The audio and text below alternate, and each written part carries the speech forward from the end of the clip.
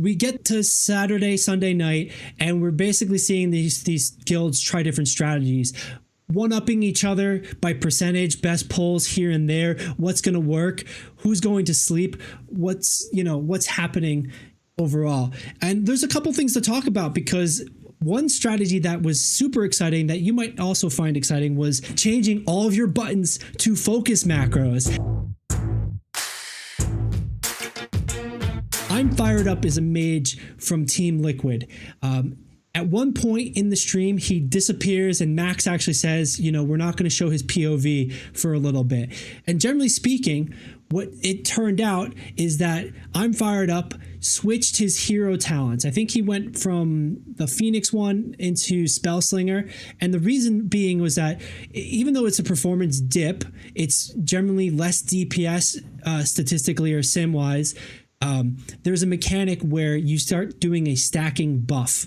And Nick, I want your thoughts on this in a second, because generally speaking, what he did is that the stacking buff accumulates as you don't target a target. But once you target it releases all the stacks and then basically sends a big boom to the target. What I'm Fired Up did replaced all his abilities with a focus macro of those abilities, set the boss to focus, so that stack built up from, instead of just being 8, built up to 250, and then once it hit the cap 250, he would target the boss and add an extra bit of damage. The math magicians figured out that it was only about a 4% damage increase, but that's kind of might be necessary for something like this. I believe Blizzard has already fixed that way the mechanic works, but your thoughts as far as how that goes with changing all of your buttons to focus macros to, I don't know what and then I would say exploit it, because I don't feel it's an exploit. It's hella an exploit. I don't feel it's an exploit. It's a using of They would have design. reset the boss. Like if it was anybody else doing this, they would have reset the boss and took away their kill. Like no joke. Like this is an exploit. It's like it's exploiting a thing that, as Blizzard says, it's not working as intended. You're not doing it as it's intended, and it's intended process, and they're going to get rid of it for everybody else. And the fact that they take it away every time that Blizzard does this, damn well it's an exploit. Blizzard's taking it away. They're not leaving it. They're not making it a core part of the actual hero class. So Blizzard doesn't want it in their game. They don't like that they did it, and they're just going to let him slide. And anytime someone lets him slide, it knows, like everybody knows, you fucked up, and we're just going to, you stole. It's fine. Like just this once.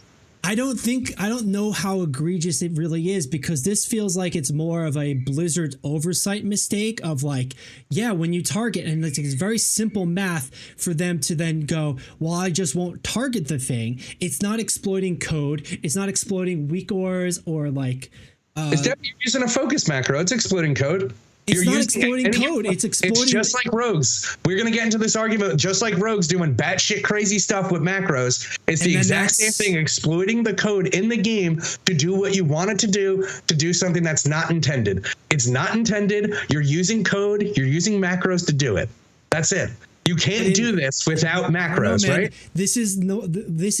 This feels so much different. Okay, here's an example. This recently came out about a month ago that Echo won the Race to World first for Fyrakk, right? And during the Fyrakk fight, there basically came out that they had, Nick, what is it? There's weak auras, and then there's this, what is the other aura that they have?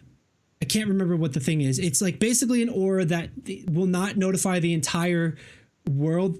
It notifies the individual. I think it's a self aura or a self buff. I can't remember the term for it specifically. But generally speaking, that boss it limited weak auras. So you couldn't have a script or a code from weak aura add-on tell you stand here, do this, push this button, do that. But what it still did was that you could create a macro that then responded to the moment. And generally speaking, that was the assumed process of how Fyrakk was beat. It came out about a month ago that Echo used sneak.lua, a code file where they basically created, using that non-weak aura situation, they were able to make a weak aura on a exploit through, I think, the combat log or through something else like a target table specifically. So they were able to like basically exploit the code to do the fight easier. They ended up winning and beating Team Liquid in a punch for punch battle for Fyrak, and it just felt way worse and outside the character of the spirit of the race to world first. But of course, you know, any winner is going to try to win. Any champion is going to try to chase that. We're not, I'm sorry. A lot of people, as a reference, mad at Michael Jordan for like yelling at his teammates to play better. Not exactly the same, but you know, the competitors are going to compete. Belichick or Tom Brady deflating the balls or stealing footage from other players to have other teams to know what's going on and their strategies. This seems to be on that same level, and that sneak.lua strategy, we'll say loosely, felt more on the nefarious side of things. So comparable, I'm fired up, basically just saying, I'm going to play with all focus macros. Doesn't feel like you're fucking with the code. Doesn't feel like you're exploiting like a deeper side of it and like the outside spirit and the underbelly of stuff. You're messing with the player interface aspect of it. And like, granted, you reference rogues and those macros, and yes, but I don't think they've gotten rid of those macros for rogues either, because, you know, so like a little bit of a rant over on that, but like that's where I think it's less egregious in this case. So first thing that I'll say, man, it doesn't matter how complicated your exploit is. It's an exploit. If it's easy to exploit, if it's hard to exploit, it doesn't matter. That's the whole point that's Blizzard's whole fucking thing. They've never been, oh, you're exploiting the game? Well, thank God you're doing it, because that's awesome. We love that. They never want exploits in their game. Right. But in that same way, that's where you complain about, and I'm sorry to pick on you with this one, that you complain that Blizzard controls their game too much. They don't let players be players and like but figure that's not like out. So that's my opinion on their mentality. Their mentality shit. But if their mentality is no exploits, stay true to your mentality. That's what my point is right now. It doesn't matter if last week I was like, let the exploits fly. Not all exploits are flying, and they're removing the exploit. They're not keeping it in the game so everybody else can have fun and do it. They're removing it, okay? After someone achieved something with it. It's ridiculous because it's easy, and it was easy for every player to do. I'm not sure the timing of it. They might have removed it before they beat that boss specifically. And it was kept secret by Team Liquid to not, they took I'm Fired Up off of the streams, etc. So you didn't see what was happening, that you couldn't suss out. But then once they came back on stream, it was quickly sussed out that was happening, etc. So that's again, interesting. It feels way different than a sneak.lua where Blizzard's telling you, we can't mess with the codes. You're not allowed to use weak auras. We're going to use these other auras. And then them still exploiting, basically converting it to use a weak aura versus everyone else having to play the game by hitting a button. So again, it's just how complicated the exploit is. That's that's the semantics of the argument here. It's also the nature. It's also the nature because you're messing with more background code versus foreground just play style. They're not hacking. They're using macros in an unintended way because Blizzard nerfed your ability to use macros and weak auras. They didn't use a macro. They created a weak aura in a place that basically, and literally some of the code of this Lua said, I put it up 5 milliseconds after I press the button plus a random amount of milliseconds. So it looks like, that part too is like not very exploitative, but like that sneaky aspect of it. They knew what they were doing and they were hiding it. And then they deleted the VOD and they deleted the code. So it's not how them pushing. They're going to be is not everyone else for that push to macro, they didn't. And they didn't have to because of this Lua is what I'm saying. And versus compared to focus macroing everything, they're not the same. They are not the same. So they're both exploits, right? That's how they're the same. Okay, they're both apples. They're just different flavors of apples. How long it takes one to grow, how long it doesn't, right? But what I will say right now, right, is every single one of these raid leaders have a direct line to Blizzard. That's it. They have a direct line to devs to report bugs, to report glitches, to report exploits. They didn't. Like in both cases, they didn't, and they went to go exploit it. So like, again, it's nefarious behavior that isn't so bad because they didn't do it in this way, but it's nefarious behavior because they have the direct communication with Blizzard. At that point, when you're talking about communication for that, a competitor is not going to give up their competitive advantage if they feel like it's a strong competitive advantage. But then how far are you pushing? Are you Bill Belichick literally sneaking a person with a camera to film somebody else's closed practice? Or are you Tom Brady just deflating the ball right before the game in front of the refs?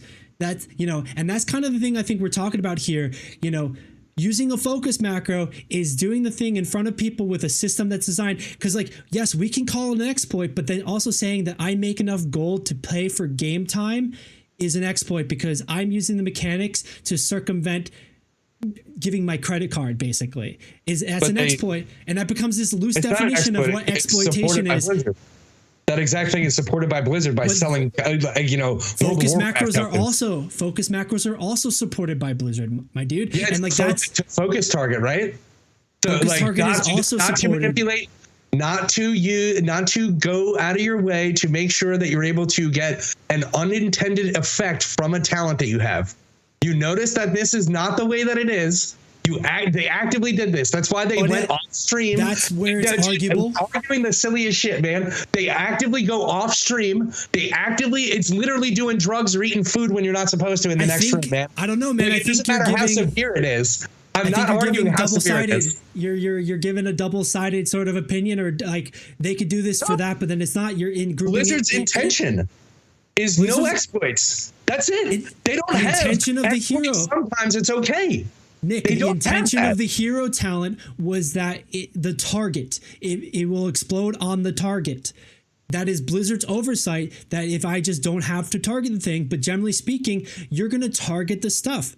And then I deal with this in Magic the Gathering. It's the spirit of the rule, bro. The spirit of the rule is that what they wanted you to do was use untargeted AoE effects, right? Like Blizzard and stuff like that, and Arcane Explosion to get some stacks, right? And then use the talent. That's exactly the same way why it's more intended, because you're right. I could just not target something, use AoE and just this and that and build the stacks. Hypothetically, I could do the same until it hits 250 and then, and like not have focus macros, right? But like with a single target boss, you can't just do that. You're going to lose a lot of DPS just arcane explosioning. So like that's where it feels less exploitative. I don't want to say exploitative. I want to say like nefarious, because compared to designing a whole code that will automatically do the thing like a weak aura versus hitting a macro to do the thing, and like here we are. And like this, that's why it's like a bit controversial and a bit crazy.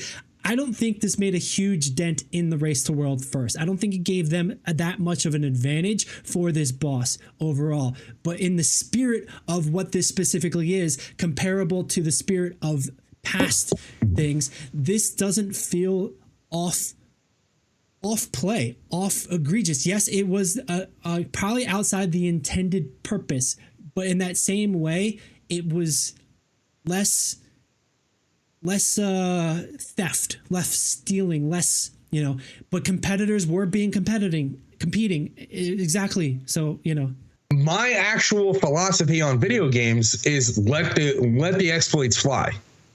But again, I don't want Blizzard to be a piece of shit. I don't like hypocrites. And this is the difference of stealing a piece of gum versus stealing a car. Yeah, it's still stealing. One of them we're going to let slide for the most part, but like they still need to be taught a lesson. Like you don't steal. That's it. Hey, Billy here. Wanted to take a quick minute to let you know a few different things. If you enjoyed the video so far, please consider liking and subscribing. It really helps us out and it tells the algorithm to share it with more people. You can find the Esports Meta live every week on Twitch and YouTube. It's where we film the podcast or hang out, play games, and chat. If social media is more your vibe, check us out on Instagram, TikTok, Threads, or Twitter if you use Threads. Does anybody use Threads? This is a video game community that's excited to talk about esports, so jump into the conversation. Of course, you can find more videos like this here on YouTube. Just hit that subscribe button right there or there. Thanks for watching, and let's get back to the show. As a piece of information to add to this conversation, that is a philosophy Blizzard seems to be changing. They had given out bans for a renown rep-based exploit that had started before the Race to World First, before the last Tuesday, basically, where people were getting infinite reputation and renown for the Silicon Thread, I believe, before the raids, the Mythic raid started, and they handed out, I think, 2-day bans. The part that's controversial here is that Method and Echo got a lot of the bans where Team Liquid didn't, and Team Liquid didn't mostly because they had gotten wind or the implication that there were going to be bans for it coming sooner than later. That, often, and like this is something that, we talked about, exploit early, exploit often is the rule of thumb with WoW historically, because you're able to get away with these things. But that's where the information now, it seems like they might be changing their tune, and like this was one where they didn't necessarily feel it was like too much to try to pull something. They haven't given a ban to I'm Fired Up. I believe they did close that loophole, but generally speaking, they are, I think, adhering more to what you think, and where it's like, get them out of here, get it out. If one person is doing it, everybody should be able to, so nobody should be able to kind of mentality. So just adding that point in there as well. Yeah, I mean, like just so, I mean, if people don't actually know, like if you exploit in World of Warcraft, you get put on a list. There's an actual list. Red flag list. Yeah. You have there's a, let's say you have a meter that's 100%, right? You start off at 0, you exploit, you go up to 1%. There is a section that as soon as you hit that section, lifetime ban. Okay. So if you exploit, they know, and it just matters like how egregious it is in general. Again, this just goes to my point that little or big, Blizzard will watch you if you do exploits. It does not matter how big or how small the exploit is. They know and they don't like it. So the general thing, though, too, with that is that the general population, you have to catch their attention, and like certain thresholds will that, but a lot of times it will go undetected at first because it's just sort of part of the mass. Like you have to find the data inside all the data, needle in the haystack, basically. But like with these Race to World First guys, there's been a microscope on them this entire time, and usually is leading up to it, etc. Sorry, excuse me. So like they're in the middle of the race, they're doing this thing, and like they're going to be doing everything they can. But in that same way, I know they've also reported how like certain items aren't giving the correct numbers for like a buff, or and I'm sure generally speaking they're going to be quicker to report that when it comes to like, oh, it's only giving us only 100 when it's supposed to give us 1,000 on a buff or something. So you are going to get watched, but some things are more obvious than others. Like if you're running bots, they're going to see that pretty quickly and to be able to ban that pretty quickly. It's just, are they choosing to or not? Are they making that move? Are they building the case or not? But anyway, I think that's pretty heated. Let us know what your thoughts on this. If it's an exploit, if it's egregious, if it's warranted, if it's unwarranted. Do you think this gave Team Liquid an edge up? Let us know in the comments. Let us know at our social media. It's a lot happening, and it's a lot of conversation in there in the community right now. I want to move us into just more specifics. First and foremost is specific of eye level. Another interesting part about this race, there is I gotta find this. There's a guild who's been top 5 for a bit, a Chinese guild, because their eye level for the first week has been pretty high. And the strategy behind that, and Nick, you might call this an exploit, but their strategy behind that has been they went to, instead of going to do the raid, they basically had each individual raider, 20 raiders, go into a raid by themselves with 19 other people. They did splits, but instead of defeating a boss, they cleared trash for a while to get BOEs that are BOP right now. Essentially, they BOE farmed and ended up with a 621 eye level when every other guild had a 619 eye level approximately for this tier. Nick, you might call that an exploit as well, because they're taking the game system and not using it as intended to get a leg up. The guild hasn't really made any waves. If anything, they're top 5, maybe top 10 through the first 6 bosses in the first week. And it might have mattered if they got to Kaiveza, because that extra 2 eye levels, 3 eye levels could have roughly meant 2 or 3% boss health, which could have meant they downed it first. But in that way too, it's an interesting strategy that we saw from a guild that we didn't see from any other guild. And Nick, just quickly, your thoughts on that? If it wasn't race to world first week, would it matter? No. It's just a way that even people who aren't ready for these raids are gonna that's the way a lot of pugs gear up. Like, that's how a lot of pugs even get like gold and farm gold, and it's been happening since BC, Wrath of the Lich King. Definitely Wrath of the Lich King was a huge one, right? I think a lot of pugs. I think a lot of pugs are doing that, even if they're not. Mythic progression, doing mythic progression. I think they're still pugging to try to just level up their character gear eye level if they're going to do for their regulars or their heroics. Yeah, I mean, it's just boring, repetitive gameplay that isn't like they're not doing anything crazy. Like, and Blizzard has already nerfed this with if you can reset it or not and stuff like that. But again, it's a raid, so it's going to be reset once a week, and you just need to wait for the respawns to happen. As long as it's whatever. It's not not even they're just entering and then leaving and then coming back. Those are mob spawns. But in that way too, to use the definition we kind of used earlier, and not to just try to rattle the cage again. It's using a mechanic of the game, a function of the game, in unintended manner for their benefit. So it does kind of qualify in that exploit kind of mindset, even if you're not race the world first. You'd have what mechanic though? What the reset mechanic? But it's not. It's not abusing a reset mechanic. You can't abuse it. It's once a week. It happens on Tuesday. And then the other mechanic is that mobs and trash in between the bosses don't respawn, and you don't get saved to a lockout unless you kill a boss. So those 3 specific mechanics and functions of the raids are what they kind of exploiting. And it's the negative space around that. It's that they're not killing a boss, so they're not getting locked to it.